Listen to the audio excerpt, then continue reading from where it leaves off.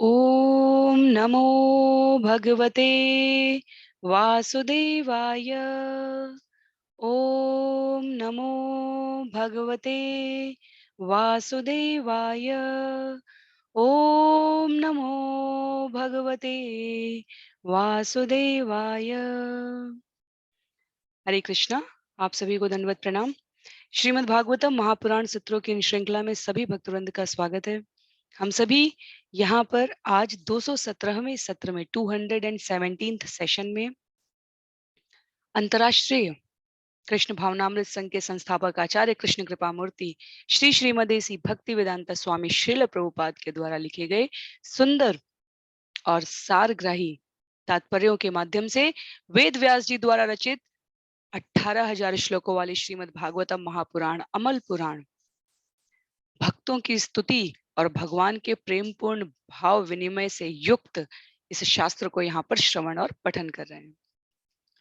बहुत ही संक्षिप्त पुनरावृत्ति के लिए पिछले सत्र में हमने स्कंद 4 में अध्याय 1 को समाप्त किया था। अध्याय 1 जिसका नाम था मनु की पुत्रियों की वंशावली, और इस अध्याय के माध्यम से हमने उनकी तीनों पुत्रियों अकूति, देवहूति और प्रसूति की वंशावली के बारे में सुना।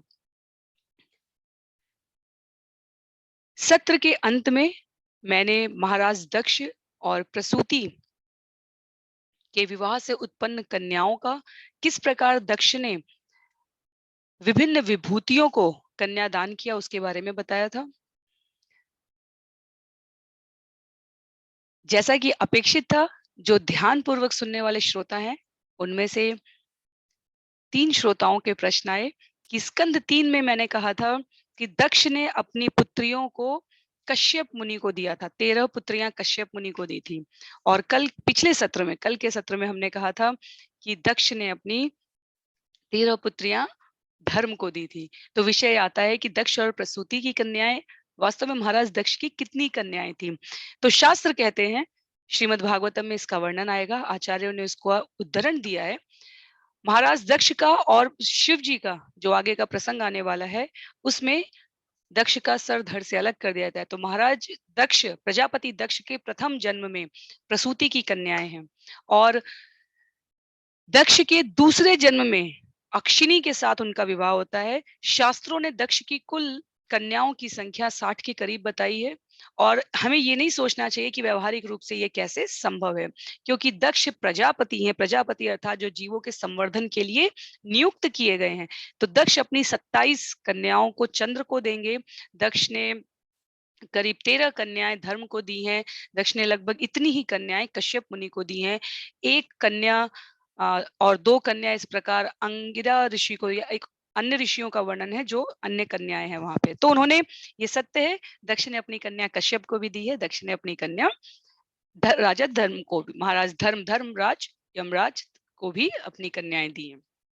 तो इसमें कोई दुविधा की बात नहीं है। ये प्रसन्नता का विषय है कि आप ध्यान से श्रवण कर रहे हैं, जिसकी वजह से आपने इस प्रकार की जिज्ञासा की। तो बहुत बहुत साधुवाद। आज के विषय को आरंभ करने से पहले, क्योंकि आज हम अध्याय 2 आरंभ करने जा रहे हैं, स्कंद 4 अध्याय 2। श्लोकों की संख्या यहाँ पर 35 है। अध्याय 2 का नाम है दक्ष द्वारा शिव जी को श्राप। श्लोक संख्या 1 से लेकर 3 तक विदुर की जिज्ञासा है। श्लोक संख्या 4 से लेकर 8 तक दक्ष का यज्ञ भूमि में प्रवेश है। श्लोक संख्या 9 से लेकर 19 तक दक्ष द्वारा शिव जी का अपमान और श्राप देना है। श्लोक संख्या 20 से 26 नंदीश्वर द्वारा दक्ष और उसके सहयोगियों को प्रत्युत्तर देना। श्लोक संख्या 27 से लेकर 32 तक भृगु द्वारा महादेव के अनुयायियों को श्राप है।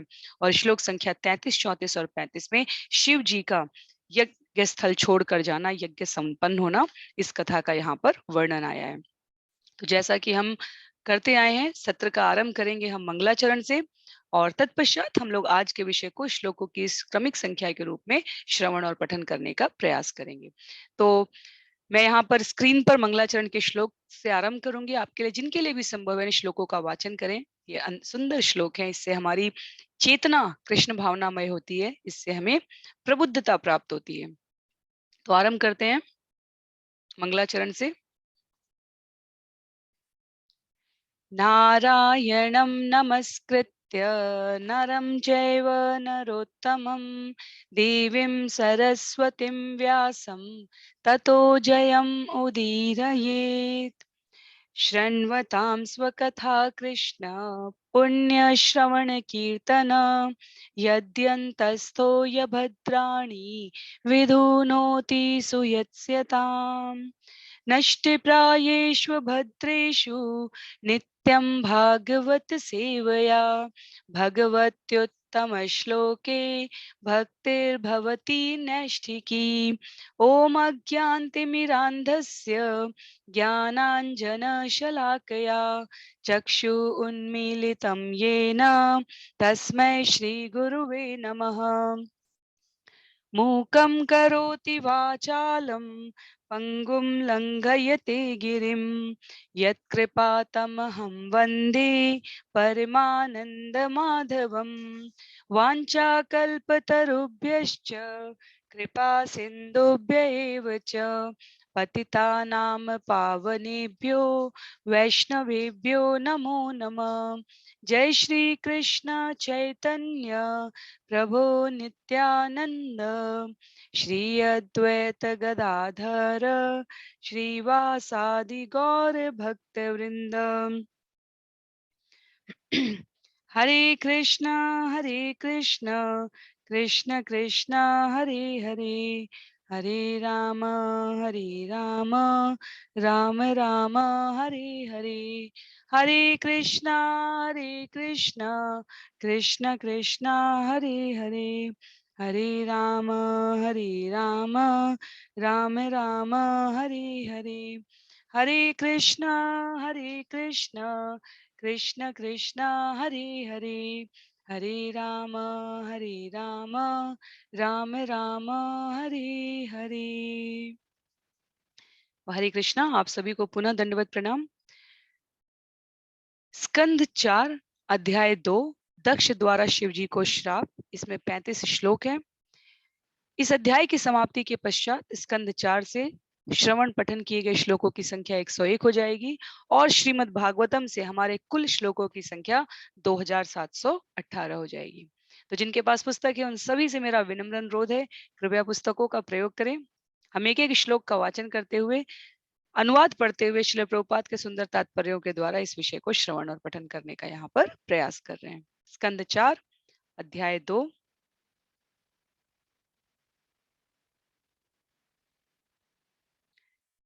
श्लोक संख्या 1 दक्ष द्वारा शिव जी को श्राप। विदुर उवाच भवेशीलवतां श्रेष्ठे दक्षो दुहितृवत्सल विद्वेषम् अकरोत् कस्मात् अनाद्यत्य आत्मजां सतीम्। विदुर ने पूछा, जो दक्ष अपनी पुत्री के प्रति इतना स्नेहवान था, वह शीलवानों में श्रेष्ठतम भगवान शिव के प्रति इतना ईर्ष्यालु क्यों था? उसने अपनी पुत्री सती का अनादर क्यों किया? हृदय में स्मरण हो, जब मैत्रेय मुनि वर्णन कर रहे थे मनु की पुत्रियों की वंशावली की, तब वहां पर यह कहा गया कि प्रसूति की भिन्न भिन्न कन्याओं से जिन जिन पुत्रियों और पुत्रों का जन्म हुआ उसके बारे में बताया और कहा एक पुत्री सती जो दक्ष और प्रसूति ने महादेव पापियों का उद्धार करने वाले महादेव को दी थी, वो युवावस्था को प्राप्त होने से पूर्व ही देह त्याग दी थी अपने पति के अनादर को देखकर। किसके द्वारा? पिता के द्वारा देखकर। और इसलिए उस पुत्री से प्रसूति को कोई वंशावली में आगे के क्रम में संतान नहीं हुई। तो यहाँ पर इस अध्याय की विषय सूची में श्लोक संख्या 1 से लेकर 3 तक महात्मा विदुर की जिज्ञासा है। जब प्रकृति कुछ निर्धारित करती है तो जीव कितना अशक्त हो सकता है, भगवान की लीला में स्वयं भगवान के पार्षद कितने मोहग्रस्त हो सकते हैं, तो हम सामान्य जीवों की क्या हस्ती है, क्या औकात है। क्या है प्रकृति की लीला यहाँ पर? दक्ष अपनी पुत्री के लिए अत्यधिक स्नेहवान है, जिससे उन्होंने विवाह किया है वो शीलों में, शीलवान पुरुषों में श्रेष्ठतम है।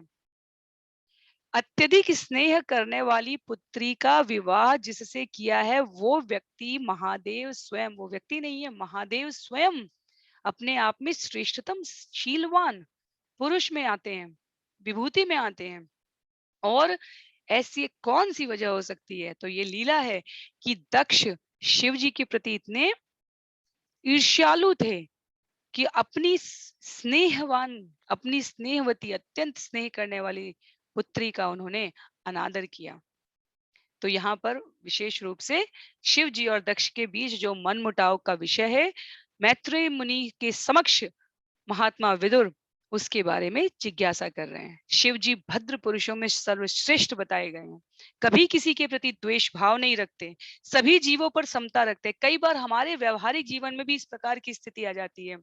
कई व्यक्ति अपने जीवन में कभी किसी से द्वेष नहीं रखते। हम सब इसके साक्षी होते हैं। हम जानते हैं, कभी सदैव समभाव रखते हैं, कभी किसी की प्रति शत्रुता नहीं रखते, विरक्त रहते हैं। ऐसा नहीं कि अपने लिए बहुत उनके अंदर आसक्ति हो, विरक्त रहते हैं, सदैव सबके भलाई की कामना करते हैं और ऐसा व्यवहार करते हैं जिससे सबको प्रसन्नता हो। पर उसके बावजूद इस जगत में ऐसे व्यक्तियों के प्रति भी लोग ईर्ष्यालु होते हैं, क्योंकि इस जगत का ये स्वभाव है। तो ऐसे समय बहुत धैर्य की आवश्यकता होती है। ऐसे समय वास्तव में भगवान के प्रति विश्वास की असली परीक्षा होती है। क्यों? क्योंकि ये जगत अपने भौतिक गुणों के प्रभाव में, प्रभुत्व में अपना अधिकार दिखाने के लिए, अपना राजनैतिक, कूटनीतिक द्वेष भाव प्रदर्शित करने के लिए ऐसे व्यक्तियों को जो सबके प्रति समभाव रखते हो, सबके प्रति कल्याण की कामना करते हो, उनके प्रति भी जब द्वेषपूर्ण आचरण करते हैं, तो या तो वो व्यक्ति स्वयं या फिर ऐसे लोग जो उन्हें जानते हैं अत्यधिक विचलित हो जाते हैं। पर हमें किनका उदाहरण लेना चाहिए? शास्त्र में सब प्रकार की घटनाओं, सब प्रकार की स्थितियों और सब प्रकार के व्यक्तियों का उदाहरण है। तो यहाँ पर महात्मा विदुर प्रश्न कर रहे हैं कि ऐसी कौन सी शत्रुता प्रदर्शित की कि सती को अपना शरीर त्यागना पड़ा। श्लोक संख्या 2 में महात्मा विदुर कहते हैं, कस्तम चराचरम गुरुम निर्वैरम शांत विग्रहम आत्मा रामम कथम द्वेष्टि जगतो दैवतम महत्। भगवान शिव समग्र संसार के गुरु, शत्रुता रहित, शांत और आत्मतुष्ट व्यक्ति हैं। वे देवताओं में सबसे महान हैं। यह कैसे संभव हो सकता है कि ऐसे मंगलमय व्यक्ति के प्रति दक्ष वैर भाव रखता? तो इस प्रकार से विदुर महात्मा है, इसलिए वो दक्ष के जीवन की कलुषता को जानने से पहले महादेव जो शुभता के प्रतीक हैं, शुचिता के प्रतीक हैं, आत्मतुष्ट आत्मा राम है, देवताओं में यहाँ कहा गया सबसे महान है, पहले उनकी अच्छाई देख रहे हैं। भक्त कभी गलती से भी किसी में कुछ बुरा देखकर प्रसन्न नहीं हो पाता। या तो करुणा से भरता है, दया से भरता है, या उसके कल्याण की कामना करता है, या दोनों ही संभव ना हो तो अपने आप को ऐसी स्थिति से विलग कर लेता है। तो महात्मा विदुर यहाँ पर महादेव के चरित्र को कौन नहीं जानता, उसको ध्यानस्थ करके, उसको स्मरण करके जिज्ञासु हैं प्राणी मात्र के कल्याण के लिए कि ऐसा क्या कर दिया दक्ष ने जो अन्य प्राणी सुनने के पश्चात अपने जीवन में ना करें। दक्ष का चरित्र वास्तव में आज के भौतिक जगत के अधिकाधिक मनुष्य, क्योंकि आज हम अपने आसपास कलयुग के प्रभाव में देख सकते हैं, सबको लगता है कि वो नियंत्रण करता है, सबको लगता है कि वो सर्वश्रेष्ठ है, सबको लगता है कि वो दूसरे को संचालित करने में समर्थ है, दूसरे से बेहतर है। इसीलिए कलयुग के जो प्रमुखतम गुणों में, अवगुणों में वास्तव में आता है वो ईर्ष्या है। जब हम किसी से अपने आप को श्रेष्ठतम समझ के उस व्यक्ति को मनुष्य होने के अधिकार से, उसके वचनों को श्रवण करने के अधिकार से भी वंचित कर दे, अभी हम आगे देखेंगे महाराज दक्ष के चरित्र में हमें यही दृष्टिगत होगा। तो ये वास्तव में दक्ष का चरित्र है और इसलिए महात्मा विदुर प्राणी मात्र के कल्याण के लिए दक्ष के ऐसे चरित्र को समझने का निवेदन कर रहे हैं। तो हम लोग यदि महादेव के सुंदर स्वभाव को यहाँ पर स्मरण करें तो उससे हमें जीवन में विश्वास मिलेगा और दक्ष के चरित्र को सुनकर हमें जीवन में सावधान रहना चाहिए। तो महादेव के लिए यहाँ पर श्रील प्रभुपाद ने कहा है, चराचर गुरु, चर और अचर, जड़ और जंगम का गुरु कहा गया है महादेव को। भूतनाथ कहा गया है अर्थात मंद बुद्धि का आराध्य देव। क्या कहा गया है? चराचरम गुरु, भूतनाथ। श्रील प्रभुपाद कहते हैं कि विदुर विस्मय पूर्वक पूछते हैं कि दक्ष ऐसा कैसे कर सकते हैं। वास्तव में भगवान ने जिन 4 विभूतियों को वैष्णव संप्रदाय को संचालित करने के लिए नियुक्त किया है, उसमें हमारे रुद्र संप्रदाय को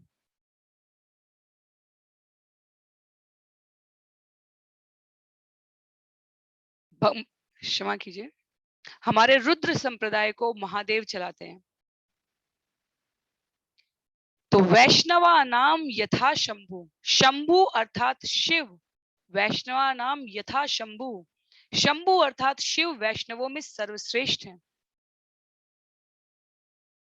एक ओर वे मंदबुद्धि असुरों के भी आराध्य हैं और दूसरी ओर वो वैष्णवों भक्तों में सर्वश्रेष्ठ है, उनका संप्रदाय रुद्र संप्रदाय चल रहा है। तो विदुर अत्यंत आश्चर्य से पूछ रहे हैं कि ऐसा क्या हुआ कि अत्यंत साध्वी देवी सती को इस झगड़े में अपने शरीर का त्याग करना पड़ा। प्रथम 3 श्लोकों में विदुर की जिज्ञासा है। श्लोक संख्या 3 में एतदाख्याहि मे ब्रह्मन् जामातु श्वसुरस्य च विद्वेषतु यतः प्राणान् त्यज तत्यजेदुस्त्यजान् सति। एतदाख्याहि मे ब्रह्मन् जामातु श्वसुरस्य च विद्वेषस्तु यतः प्राणान् तत्यजेदुस्त्यजान् सति। हे मैत्रेय, मनुष्य के लिए अपने प्राण त्याग पाना अत्यंत कठिन है। क्या आप मुझे बता सकेंगे कि ऐसे दामाद तथा ससुर में इतना कटु विद्वेष क्यों हुआ जिससे महान देवी सती को अपने प्राण त्यागने पड़े? तो शरीर का त्याग करना वास्तव में कठिन बात है, इसमें कोई संशय नहीं। तो श्लोक संख्या 1 से लेकर 3 तक विदुर की जिज्ञासा है। श्लोक संख्या 4 से लेकर 8 तक दक्ष का यज्ञ भूमि में प्रवेश है। तो इस प्रकार विदुर द्वारा पूछे जाने पर मैत्रेय ऋषि यहाँ पर वर्णन करते हैं। श्लोक संख्या 4 में मैत्रेय मुनि ने कहा, मैत्रेय उवाच पुरा विश्व सृजाम सत्रे समेताः परमर्षय तथा मरगणाः सर्वे सानुगा मुनयोग्नय। मैत्रेय ने कहा, प्राचीन समय में एक बार ब्रह्मांड की सृष्टि करने वाले प्रमुख नायकों ने एक महान यज्ञ संपन्न किया जिसमें सभी ऋषि, चिंतक मुनि, देवता तथा अग्निदेव अपने अपने अनुयायियों सहित एकत्र हुए थे। तो ब्रह्मांड की सृष्टि करने वाले प्रमुख नायकों ने यह यज्ञ किया था।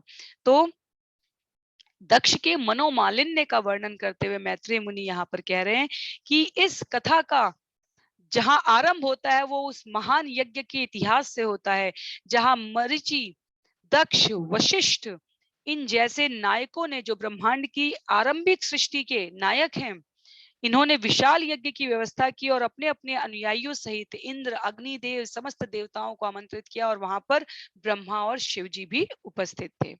आगे क्या कहते हैं श्लोक संख्या 5 में, तत्र प्रवृष्टमिषयो दृष्ट्वा अकर्मैव रोचिषा भ्राजमानं वितिमिरं कुर्वन्तं तन्महत्सदा। तत्र प्रवृष्टं ऋषयो दृष्ट्वा अकर्म इव रोचिषा भ्राजमानं वितिमिरं कुर्वन्तं तन्महत्सदा। जब प्रजापतियों के नायक दक्ष ने सभा में प्रवेश किया तो सूर्य के तेज के समान चमकीली कांति से युक्त उसके शरीर से सारी सभा प्रकाशित हो उठी और उसके समक्ष सभी सभागत महापुरुष तुक्ष लगने लगे। तो दक्ष के दैदीप्यमान व्यक्तित्व का, प्रभामंडल का यहाँ पर वर्णन है। दक्ष जो नायकों में अग्रगण्य थे, सृष्टि के उन्होंने इस यज्ञ का आरंभ करने वाले लोगों में उनका नाम है। और जब उन्होंने प्रवेश किया तो सभा में उपस्थित सभी लोग उनके प्रभाव के सामने, आभा मंडल के सामने तुक्ष लगने लगे। श्लोक संख्या 6 में उदतिष्ठन् सदस्याते स्वधिष्णेभ्यः सहाग्नय ऋते विरिञ्चाम शर्वं च तद्भासाक्षिप्तचेतस उदतिष्ठन् सदस्याते स्वधिष्णेभ्यः सहाग्नय ऋते विरिञ्चाम शर्वं च तद्भासाक्षिप्तचेतस। ब्रह्मा तथा शिव जी के अतिरिक्त दक्ष की शारीरिक कांति से प्रभावित होकर उस सभा के सभी सदस्य तथा सभी अग्निदेव उनके सम्मान में अपने आसनों से उठकर खड़े हो गए। तो ब्रह्मा जी नहीं खड़े हुए और शिव जी नहीं खड़े हुए, अन्य सभी दक्ष के शरीर से निकलने वाले तेज से प्रभावित होकर उनके सम्मान में अपने अपने आसन से खड़े हो गए।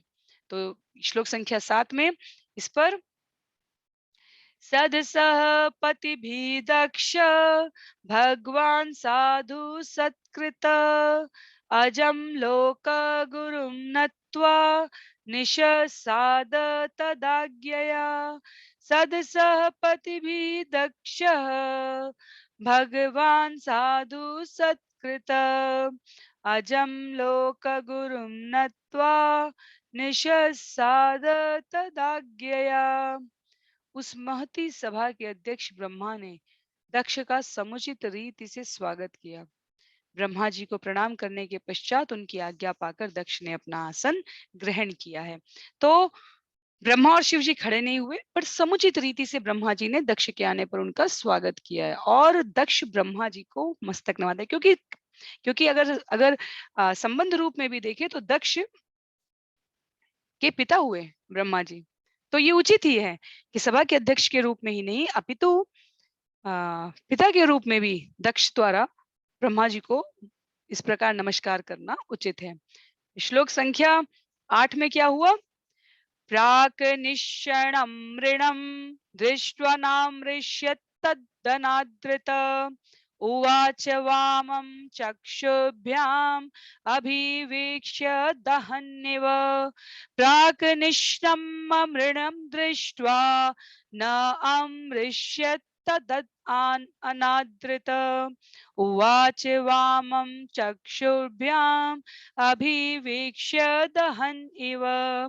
किंतु आसन ग्रहण करने के पूर्व शिव जी को बैठा हुआ और उन्हें सम्मान न प्रदर्शित करते हुए देखकर दक्ष ने इसे अपना अपमान समझा। उस समय दक्ष अत्यंत क्रुद्ध हुआ, उसकी आंखें तप रही थी। उसने शिव के विरुद्ध अत्यंत कटु शब्द बोलना आरंभ किया।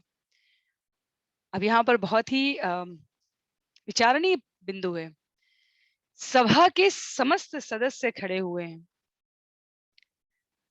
पूरे समाज को अपने समक्ष नतमस्तक देखने वाले दक्ष को इससे उतनी प्रसन्नता नहीं हुई जितनी प्रसन्नता उसे शिव जी को अपने समक्ष प्रणाम ना करते हुए देखकर हुई। आचार्यों ने इसकी बहुत सुंदर मीमांसा की है। भगवान शिव की ओर से भी इसका वर्णन है कि उन्होंने ऐसा क्यों किया, पर दक्ष की दृष्टि देखनी है। तो समाज में दक्ष कौन है? समाज में दक्ष वो है जो ये ना देखे कि कोई व्यक्ति उसका कितना सम्मान कर रहा है, वो सिर्फ ये देखे कि कब कोई भी व्यक्ति वो बल्कि सिर्फ और केवल ये देखे कि किस प्रकार और क्यों बिना कारण जाने किसी ने किसी कारणवश मेरा अयाचित सम्मान नहीं किया। तो ये दक्ष प्रवृत्ति होती है, अत्यंत नियंत्रणकारी, अपने मद में अपने घमंड में डूबा हुआ व्यक्ति जो अपने आगे किसी और को सर्वश्रेष्ठ समझता ही नहीं है। तो ब्रह्मा पिता के रूप में ठीक है, पर शिव को वहां पर दक्ष जो सृष्टि के आरंभिक नायकों में है वो साधारण मनुष्य समझ लिए, दामाद समझ रहे हैं। क्या कह रहे हैं वो? यहाँ पर श्रील प्रभुपाद लिखते हैं, दक्ष के दामाद होने के कारण ये आशा की जाती थी कि शिव जी अपने ससुर के समानार्थ सम्मानार्थ अन्यों के लिए खड़े हो जाएंगे, अपने ससुर का सम्मान करने के लिए, क्योंकि सती उनकी पत्नी के रूप में है। पर दक्ष क्या भूल गए कि ब्रह्मा, शिव और विष्णु पद में दक्ष से बड़े हैं। महादेव शिव तत्व भगवान विष्णु का विस्तार है, ब्रह्मा जीव तत्व विस्तार है, ब्रह्मा से दक्ष निकले हैं। तो आध्यात्मिक पद मर्यादा के अनुसार महादेव का पद दक्ष से कई गुना बड़ा है। शारीरिक या भौतिक दृष्टि से कन्या देने की वजह से यदि ये अनुचित लगे कि वो दामाद थे और उन्हें खड़ा होना चाहिए, तो आचार्य इसकी अभिव्यक्ति प्रस्तुत करते हुए कहते हैं, महादेव तो जहां रहते हैं वहां भगवान के ध्यान में रहते हैं। तो निश्चित रूप से भोले भंडारी ने समस्त जीवों पे अत्यंत करुणावान शिव जी ने न स्वयं को बहुत अधिक आडंबर युक्त परिवेश में वहां प्रस्तुत किया था, और ना उन्होंने वहां उस यज्ञ के हाव भाव मनोभाव पर ध्यान दिया था। वो वहां पर ध्यानरत थे, भगवान के ध्यान में थे। तो यदि आध्यात्मिक पद भी देखा जाए तो भी शिव जी की स्थिति बड़ी है दक्ष से, और यदि सांसारिक स्थिति देखी जाए, उस समय की भौतिक स्थिति भी देखी जाए, तो ध्यान रत जो भगवान के ध्यान में रत है, वो किसी भी प्रकार से उसको विक्षेप में नहीं डालना चाहिए। महाराज परीक्षित ने भगवान के ध्यान में रत व्यक्ति पर अपमान समझकर मरा हुआ सर्प डाला था। तो भगवान की लीला के इस क्रम में इतनी बड़ी श्रीमद् भागवतम की कथा श्रवण हो रही है। तो शिव जी उस समय ध्यानरत है भगवान के निमग्न दर्शन में।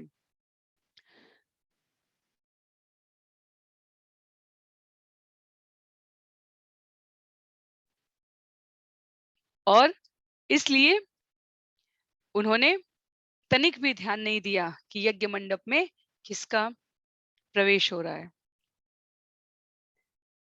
इसके अतिरिक्त श्रील प्रभुपाद लिखते हैं, दक्ष पहले से ही शिवजी से संतुष्ट न था, क्योंकि शिवजी निर्धन दिखाई देते थे और उनका वेश अत्यंत दरिद्र था। तो दक्ष की मनोवृत्ति रखने वालों के जीवन में भी ये बहुत प्रचुरता में दिखता है। कई बार किसी व्यक्ति की सादगी, किसी व्यक्ति की सज्जनता भौतिक दृष्टि से आंकने वाले लोग प्रायः उस व्यक्ति को निर्धन समझ लेते हैं, अनदेखा कर देते हैं उस व्यक्ति की सज्जनता को, उस व्यक्ति की विनम्रता को, उस व्यक्ति की सादगी को। तो ये दक्ष वृत्ति के लोग, जिन्हें समाज में वास्तव में भक्तों का दुश्मन कहा गया है और भक्तों को इनसे बहुत सतर्क रहने के लिए कहा गया है। विशेष रूप से इस कथा का औचित्य दक्ष मनोवृत्ति वाले लोगों से अपने आप को, भक्त को, जो भक्त बनने का प्रयास कर रहे हैं, उन्हें एक निश्चित दूरी बनाकर रखने के लिए आचार्यों ने आगाह किया है, सतर्क किया है। बहुत ध्यान देने वाली बात है ये। तो इस प्रकार श्लोक संख्या 4 से लेकर 8 तक दक्ष का यज्ञ भूमि में प्रवेश हो रहा है। तत्पश्चात श्लोक संख्या 9 से लेकर 19 तक दक्ष द्वारा शिव जी का अपमान और श्राप देना हुआ। तो दक्ष अपने आसन पर बैठ गए हैं, उन्होंने देख लिया पूरी सभा उनके स्वागत में खड़ी हुई, उससे उन्हें उतनी प्रसन्नता नहीं हुई जितनी शिव के, महादेव के ना खड़े होने से हुई, क्योंकि वो पहले से भी उनकी विनम्रता, सज्जनता, सादगी को अनदेखा करते हुए उन्हें निर्धन, अयाचक और यहाँ पर अपने आध्यात्मिक पद को शिव जी के पूरी तरीके से नकार कर कन्या देने मात्र से उनको अपना दामाद समझ के उनसे सम्मान पाने का आकांक्षी भूखा दक्ष उनका अपमान करने के लिए अब कटु शब्दों को प्रयोग करने जा रहा है। तो श्लोक संख्या 9 से लेकर 19 तक इसका वर्णन है। श्रूयतां ब्रह्मर्षयो मे सह देवा सहाग्नय साधूनां ब्रुवतो वृत्तं नाज्ञानान्न च मत्सरात् श्रूयतां ब्रह्म ऋषय मे सह देवा सहाग्नय साधूनां ब्रुवतो वृत्तं नाज्ञानान्न च मत्सरात् न अज्ञानात न च मत्सरात। हे समस्त उपस्थित ऋषियों, ब्राह्मणों तथा अग्निदेवों, ध्यान पूर्वक सुनो, क्योंकि मैं शिष्टाचार के विषय में बोल रहा हूं। मैं किसी अज्ञानता या ईर्ष्या से नहीं कह रहा। जो व्यक्ति सबसे ज्यादा अज्ञानता से बोलता है ना, वो कहता है कि मैं कभी अज्ञानता से नहीं बोल रहा हूँ, अपने आप को सबसे बड़ा ज्ञानी समझ के बोलता हूँ। शिव जी के विरुद्ध बोलते हुए दक्ष ने सभा को अत्यंत चतुरता पूर्वक शांत करते हुए सज्जनों के शिष्टाचार के ऊपर व्याख्यान देना आरंभ किया, क्योंकि शिव जी सभी के प्रिय हैं। शिव जी भूत और प्रेत तक के प्रिय हैं। शिव जी के लिए कहते हैं कि जगन्नाथ और विश्वनाथ में कौन किसका कितना अधिक प्रिय है, इसका उल्लेख सामान्य नर प्राणी नहीं कर सकते। तो कहीं सभा मंडप में उपस्थित लोग मेरे अचानक से क्रोध करने पर भड़क न जाएं, अप्रसन्न न हो जाएं, कोई स्वयं को अपमानित ना महसूस करने लगे। इसलिए पहले ही कहा कि मैं अज्ञानता से नहीं कह रहा हूं। उसे पता है कि वो शिव जी के विरुद्ध कहने जा रहा है, निष्कलुष आचरण वाले व्यक्ति के विरुद्ध। तो अपनी बात को छिपा ले, वो ईर्ष्या द्वेष को दबा के पूरी सभा मंडप कैसे शिव जी को खराब समझने लगे। जैसे कई बार सज्जन और विनम्र व्यक्ति दुष्ट स्वभाव वाले व्यक्तियों के व्यवहार को, शब्दों को, आचरण को ये सोचकर प्रत्युत्तर में व्यवहार नहीं करते कि ऐसा करने से लाभ ही क्या होगा। पर शास्त्र कहते हैं कि एक निश्चित समय के पश्चात दुष्टों की दुष्टता से इस जगत को वो हानि नहीं होती जो सज्जनों के चुप रहने से हो जाती है। क्यों? क्योंकि इससे सज्जन व्यक्ति स्वयं तो सह लेगा, पर वो सामने वाले व्यक्ति को इस बात का अवसर देता है कि वो भविष्य में इस प्रकार की गलतियों की पुनरावृत्ति करे। और विचार करके भी देखिए, यदि आप वास्तव में किसी के हितैषी हैं, तो समय रहते हुए सावधानी पूर्वक उस व्यक्ति की अज्ञानता का उसे अनुभव कराना आवश्यक भी है। अन्यथा उस व्यक्ति के लाभार्थ यदि उसको कष्ट ना पहुंचे ये सोचकर आप चुप हैं, तो समयांतर पर उस व्यक्ति को अपने उस स्वभाव के कारण अधिक कष्ट सहना पड़ सकता है। तो ये पूरा जो गणित है, ये मनोविज्ञान का गणित, ये हमेशा शास्त्र के मार्गदर्शन में होना चाहिए। और यदि स्वयं इसका मार्गदर्शन स्वयं मार्ग स्पष्ट ना हो, तो भक्तों का, गुरु का, आचार्य का मार्गदर्शन लेना चाहिए। पर कभी भी स्वयं को तटस्थता शब्द का शिकार नकारात्मक रूप में नहीं बनाना चाहिए। अर्थात सही को सही और गलत को गलत कहने और सुनने की भेद बुद्धि, सतर्कता जीवन में सदैव जागृत रखनी चाहिए। ये हमें पता चलेगा शिव यहाँ पर कैसे इस पर व्यवहार करेंगे। तो दक्ष सभा में उपस्थित साधुओं और सज्जनों को बड़े ही चतुराई पूर्ण शब्दों से संबोधित कर रहे हैं। श्लोक संख्या 10 में कहते हैं, अयम तु लोकपालानां यशोग्नो निरपत्रप सद्भि आचरितः पंथा येन स्तब्धेन दूषित। अयम तु लोकपालानां यशोग्नो निरपत्रप सद्भिराचरितः पंथा येन स्तब्धेन दूषित। शिव ने लोकपालकों के नाम तथा यश को धूल में मिला दिया है और सदाचार के पथ को दूषित किया है। निर्लज्ज होने के कारण इसे इसका पता है नहीं है कि किस प्रकार से आचरण करना चाहिए। तो दक्ष ने सभा में उपस्थित लोगों को यह दिखाना चाहा, साधु पुरुषों को, कि देवता होकर भी शिव जी अशिष्ट आचरण करके देवताओं की कीर्ति को नष्ट कर रहे हैं। वास्तव में विचार करके देखिए उन्होंने सिर्फ क्या किया। वो भगवान के ध्यान में निमग्न हैं और उनके स्वागत के लिए नहीं खड़े हुए। कई बार ऐसा होता है, कई बार इसी जगत के जीव, और मैं इसलिए कह रही हूँ क्योंकि ये आपस में किए गए बात व्यवहार और अनुभव पर आधारित प्रतिक्रियाएं होती हैं। आप इस जगत के व्यक्ति के कल्याण की भावना से, उसकी सहायता करने की भावना से व्यवहार करेंगे और वो व्यक्ति समय अवसर पाते ही अपनी कृतज्ञता दिखाते हुए आपके ऊपर ही ऐसा दोषारोपण कर दे कि आप स्वयं में व्यथित हो जाते हैं। इसलिए और वैसे समय पे हमें लगता है भक्ति का, ज्ञान का, इसका क्या महत्व है, या इसे ही कहते हैं विचलित होना।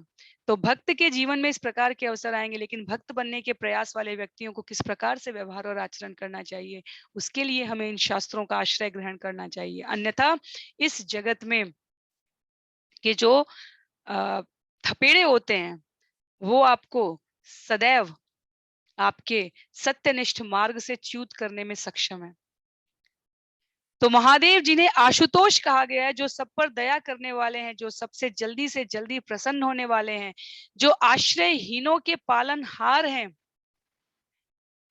ऐसे मनुष्य जो देवों तक नहीं पहुंच पाते भूत और प्रेत के रूप में, वो शिव जी के पास, विष्णु के पास जो नहीं पहुंच पाते, वो शिव जी की शरण में आसानी से पहुंच जाते हैं। शिव तत्व का विस्तार ही इसीलिए हुआ है कि वो जो अपनी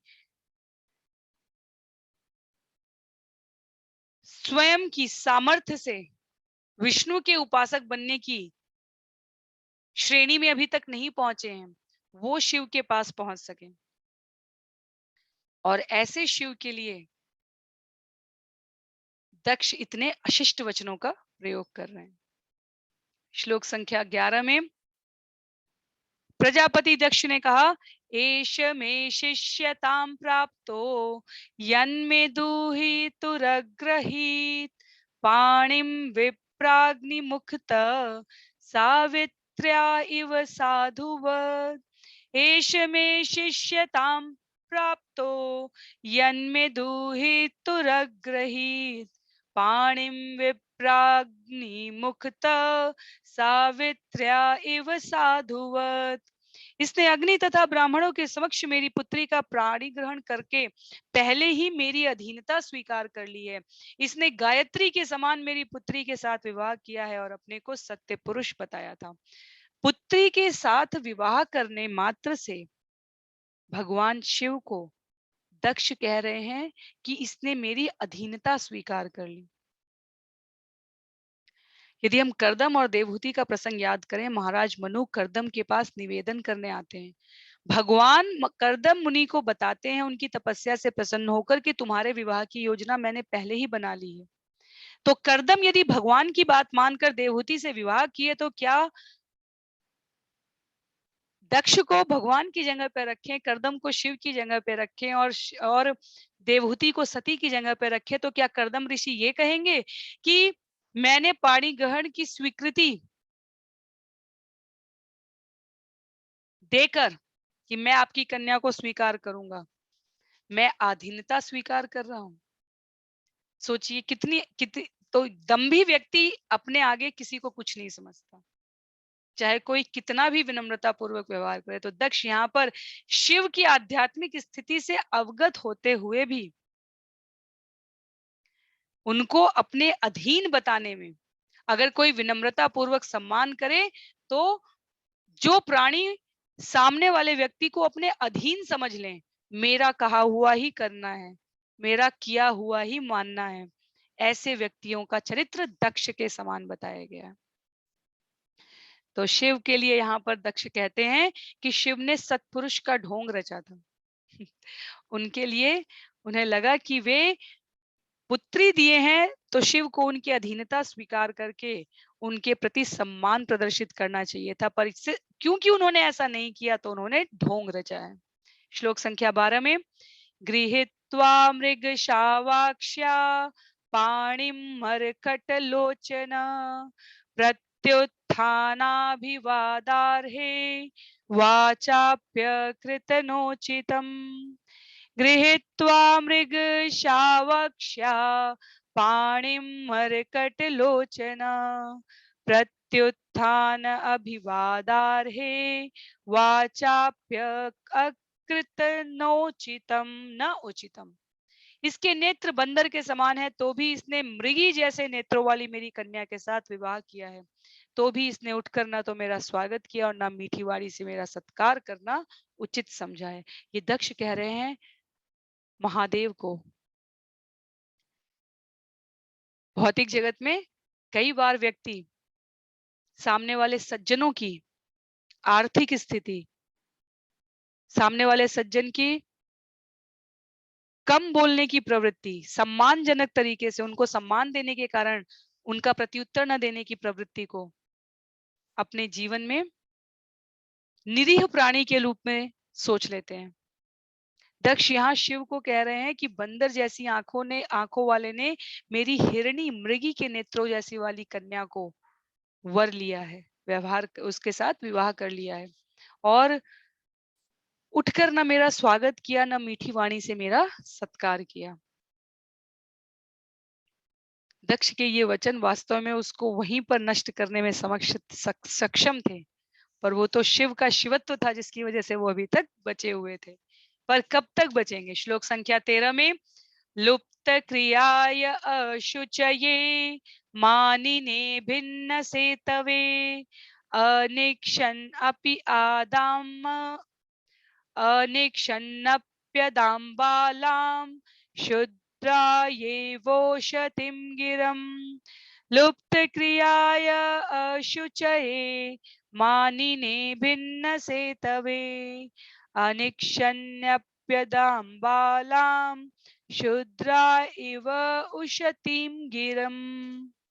शिष्टाचार के सभी नियमों को भंग करने वाले इस व्यक्ति को अपनी कन्या प्रदान करने की मेरी तनिक भी इच्छा नहीं थी।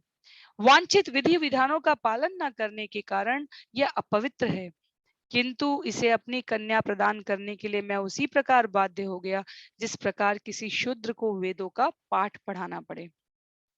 कई सारे बिंदु हैं, बहुत महत्व के बिंदु हैं।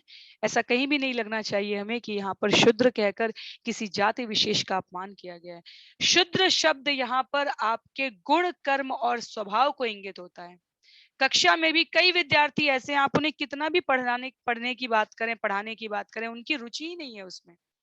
तो कक्षा के शिष्टाचार का ध्यान रखते हुए अध्यापक अध्यापिका को सभी के साथ समता समभाव का व्यवहार करने की नियमबद्धता के कारण पढ़ाना पड़ता है, पर शिक्षक या जो अभ्यर्थी है दोनों को पता होता है कि किसकी पढ़ने में रुचि है और किसकी नहीं पढ़ने में रुचि है।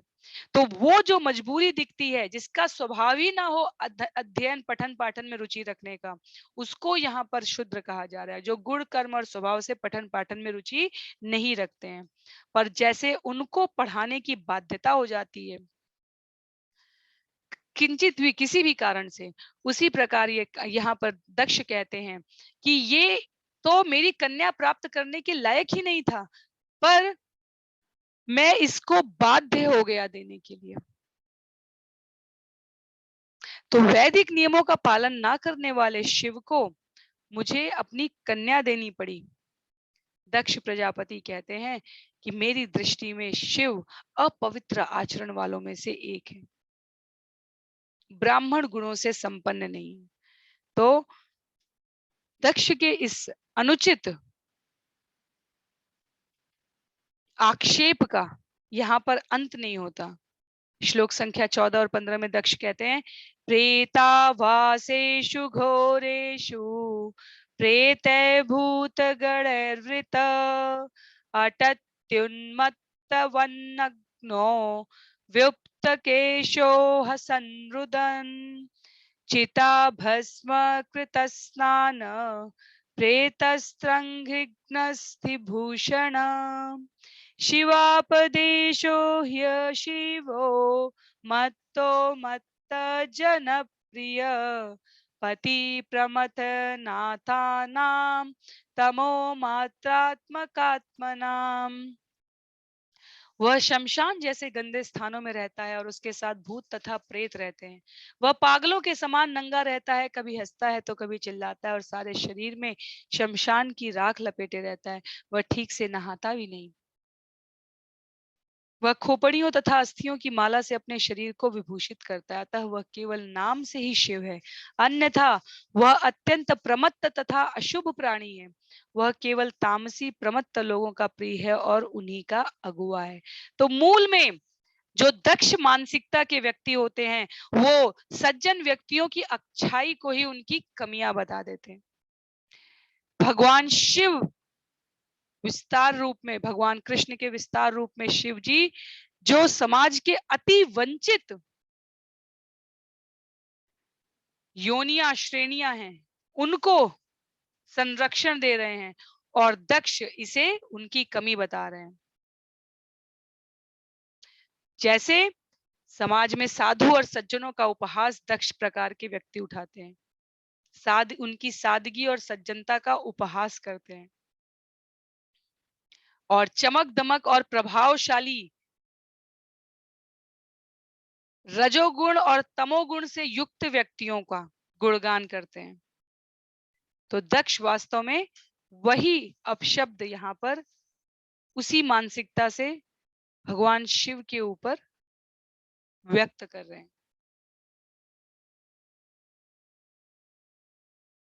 श्रील प्रभुपाद ने बहुत सुंदर तात्पर्य लिखा है यहाँ पर।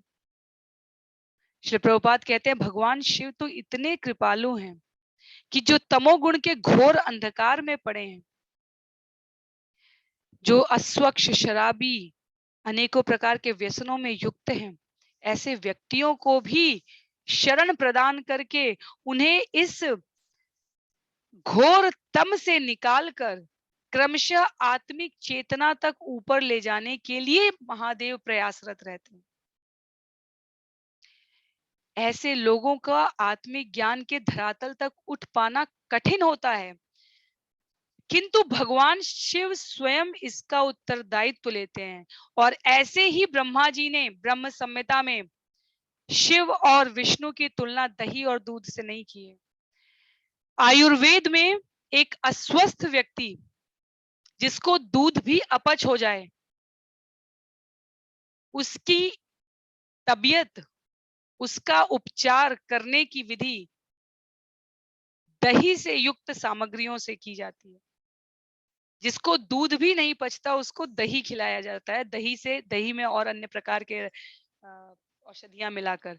तो कहने का अभिप्राय ये है कि जो विष्णु तक स्वस्थ व्यक्ति दूध को पचा सकता है, अस्वस्थ व्यक्ति दूध को नहीं पचा सकता।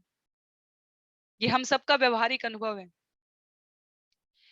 तो जो कम से कम रज में है, सत में है, वो विष्णु को प्राप्त कर सकता है। स्वस्थ है, दूध पचा सकता है। सत और रज में है, विष्णु को प्राप्त कर सकता है। जो तम में है, रुग्ण है, अनेकों प्रकार की व्याधियों से ग्रसित है, उस औषधि के रूप में उसको कौन स्वीकार करता है? शिव। दही, उसको दही पचती है। तो हमारे शास्त्र के एक शब्द भी अर्थहीन नहीं है, एक शब्द भी। शिव जी सर्व मंगलकारी हैं, जो आध्यात्मिक चेतना में अभी विकसित नहीं हुए हैं, उनका कल्याण करने के लिए। और यूं ही नहीं, समस्त राजाओं के, हम जो इतिहास को भी यदि देखें तो सरलता से प्रसन्न होने वाले देव महादेव कहे गए। तो समस्त राजाओं के इतिहास में हम देखेंगे कि शिव जी का मंदिर अवश्य बनाते थे।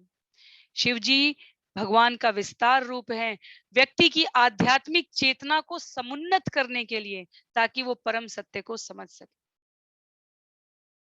श्लोक संख्या 16 में ब्रह्मा जी और अन्यों के समक्ष अपना रोष जारी रखते हुए प्रजापति दक्ष कहते हैं, तस्मा उन्मादनाथाय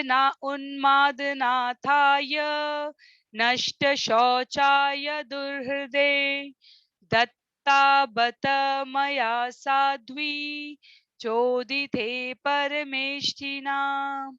तस्मा उन्मादनाथाय नष्ट शौचाय दुर्हृदे दत्ता बत मया साध्वी चोदिते परमेष्ठिना। ब्रह्मा जी के अनुरोध पर मैंने अपनी साध्वी पुत्री उसे प्रदान की थी, यद्यपि वह समस्त प्रकार की स्वच्छता से रहित है और उसका हृदय विकारों से पूरित है। तो ब्रह्मा जी के समक्ष दक्ष अन्य साधु पुरुषों के सामने महादेव की अवहेलना अपमान करने में कमी ना करते हुए अपनी साध्वी पुत्री प्रदान करने के क्रम में महादेव को अत्यंत घिनौना दिखाते हुए कहते हैं कि वो तो समस्त प्रकार की स्वच्छता से रहित है। और क्रोध में वो ब्रह्मा जी पर भी दोषारोपण करते हुए कहते हैं कि अल्पज्ञानी थे ब्रह्मा कि उनकी बात मानकर मैंने अपनी सुंदर कन्या एक अयोग्य व्यक्ति को दे दी। श्लोक संख्या 17 में मैत्रेय मुनि इस विषय पर कहते हैं, मैत्रेय उवाच विनिन्द्येवं स गिरिशम् अप्रतीपम् अवस्थितम् दक्षो अथाप उपस्पृश्य क्रुद्ध शप्तुं प्रचक्रमे। विनिन्द्येवं स गिरिशम् अप्रतीपम् अवस्थितं दक्षो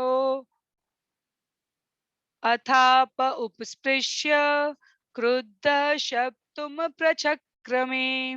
मैत्री मुनि ने आगे कहा, इस प्रकार शिव को अपने विपक्ष में स्थित देखकर दक्ष ने जल से आचमन किया और निम्नलिखित शब्दों से शाप देना आरंभ कर दिया। इतना क्रोध कि श्राप देना आरंभ कर दिया। क्या श्राप दे रहे हैं? श्लोक संख्या 18 में, अयम तो देव जना, क्षमा कीजिए, अयम तु देव यजनेन्द्र उपेन्द्रादिभिर्भव सह भागं न लभताम देवैर्देव गणाधम। अयम तु देव यजनोन्द्रो उपेन्द्रादिभिः भव सह भागं न लभताम देवे देव गणाधम। देवता तो यज्ञ की आहुति में भागीदार हो सकते हैं, किंतु समस्त देवों में अधम शिव को यज्ञ भाग नहीं मिलना चाहिए। तो यज्ञ करने के अगुआ कौन थे? सृष्टि के आरंभिक नायकों में से एक दक्ष प्रजापति। श्राप क्या दे रहे हैं कि देवताओं को इस यज्ञ का भाग मिले, लेकिन अधम शिव को इस यज्ञ का भाग नहीं मिलना चाहिए। श्रील प्रभुपाद यहाँ पर श्री विश्वनाथ चक्रवर्ती की टीका का उदाहरण देते हुए कहते हैं, दक्ष के इसी श्राप से भगवान शिव अन्य भौतिकतावादी देवताओं का साथ देने की बला से बचे रहे। कहने का अभिप्राय ये है कि शिव जी भगवान के सबसे बड़े भक्त में आते हैं और उन्हें ये शोभा नहीं है कि वो वो देवताओं के समान भौतिकतावादी लोगों के साथ उठ बैठे। इसीलिए दक्ष का ये श्राप एक तरीके से वरदान सिद्ध हुआ, ताकि शिव को अन्य देवताओं के साथ जो वास्तव में भौतिकतावादी हैं, धरती से अधिक सुख और भोग की कामना जीव को स्वर्ग पहुंचाने की प्रवृत्ति की ओर उन्मुख करती है। तो धरती से ज्यादा सुख और वैभव है देवलोक में, देवताओं के स्वर्गलोक में। तो ये और अधिक भौतिक जगत में और अधिक भोग वाली जगह भौतिकतावादी तो कही जाएगी। तो धरती से अधिक भोग की वस्तुएं स्वर्ग में उपलब्ध हैं। और श्री विश्वनाथ चक्रवर्ती ठाकुर कहते हैं कि ये भगवान शिव के लिए एक तरीके से वरदान साबित हुआ, ताकि उन्हें अत्यंत भौतिकतावादी लोगों के साथ खाना पीना उठना बैठना ना करना पड़े।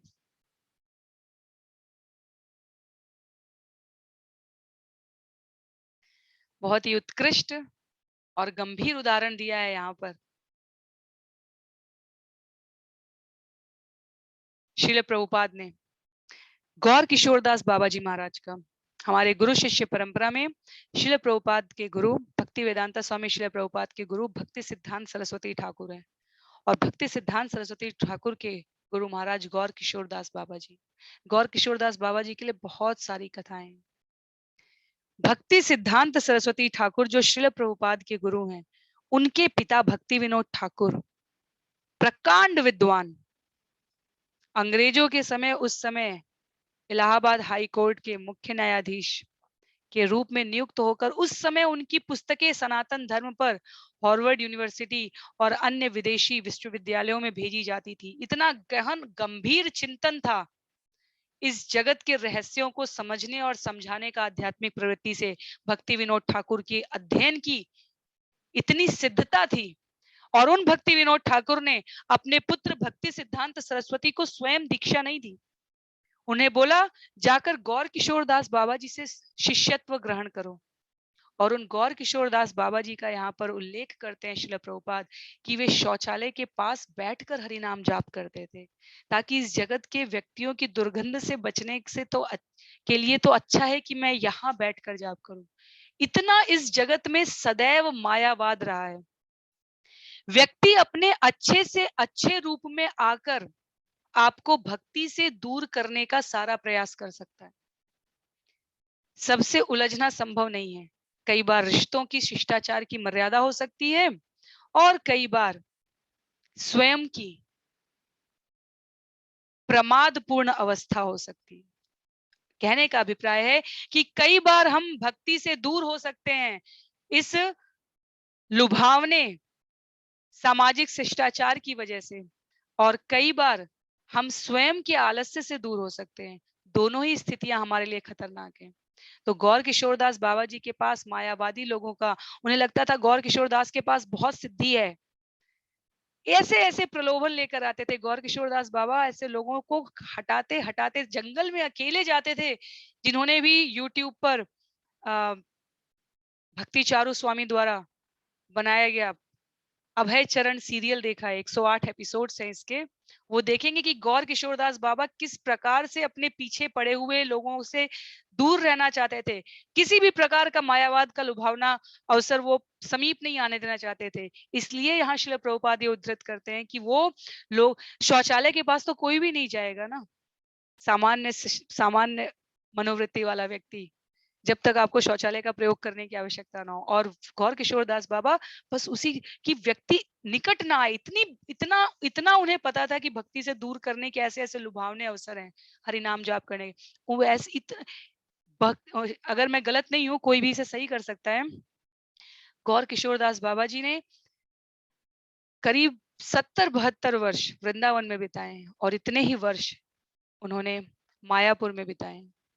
शरीर झूल चुका था उनका, हरिनाम जप का सतत जाप होता रहता था। तो बहुत ही दुर्लभ व्यक्ति रहे, और किसका गुरु बनने का उनके जीवन में अवसर आया? भक्ति सिद्धांत सरस्वती का। और भक्ति सिद्धांत सरस्वती के शिष्य हैं हमारे श्रील प्रभुपाद, जिनके अथक प्रयासों से निर्मित ये इस्कॉन अंतरराष्ट्रीय कृष्ण भावनामृत संघ के मार्गदर्शन में आज हम इन शास्त्रों को इतने सहज और सरल तरीके से पढ़ने का प्रयास करने की सोच पा रहे हैं। विभूतियां जब हमारे बहुत बहुत आचार्य हुए, विभूतियां जब भक्ति की तरफ बढ़ेंगी तो ऐसे ऐसे लुभावने अवसर आते हैं इस भौतिक जगत में। ये जगत जो स्वयं नष्ट होने वाला है, वो हमें नित्य अनुभव कराने का प्रयास करते हैं। तो श्रील प्रभुपाद यहाँ उनका उदाहरण डालते हुए कहते हैं कि अनेक लोग आकर उनसे हरे कृष्ण जप में बाधा डालते थे, इसलिए उनकी संगति से बचने के लिए गौर किशोरदास बाबा जी ऐसे दुर्गंध स्थान के निकट जाना पसंद करें जहां सामान्यतया लोग नहीं जाएंगे, लेकिन वो स्वयं को भगवान के नाम से, भगवान के ध्यान से दूर ना कर सके, इसके लिए उन्होंने वो ये स्थिति भी स्वीकार कर लेते थे वो कई बार। और तभी वो इतने महान पुरुष थे कि ओम विष्णुपाद श्रीमद भक्ति सिद्धांत सरस्वती गोस्वामी महाराज के गुरु बने। तो शिव जी के लिए यहाँ पर कहा जा रहा है कि शिव जी देवताओं के अत्यधिक भौतिकतावाद वाले लोगों के संग से दूर रह सकें, तो दक्ष का ये श्राप भी उनके लिए वरदान साबित हुआ कि जब भी यज्ञ और इस प्रकार की स्थिति होगी, देवताओं को उसमें भाग मिलेगा, लेकिन शिव जी को भाग नहीं दिया गया ताकि वो भौतिकतावादी लोगों के प्रभाव से बचे रह सकें। तो आज के लिए हम लोग सत्र को यहीं पर समाप्त करने से पहले एक अंतिम श्लोक और ले लेते हैं। श्लोक संख्या 19 आज के सत्र का अंतिम श्लोक है।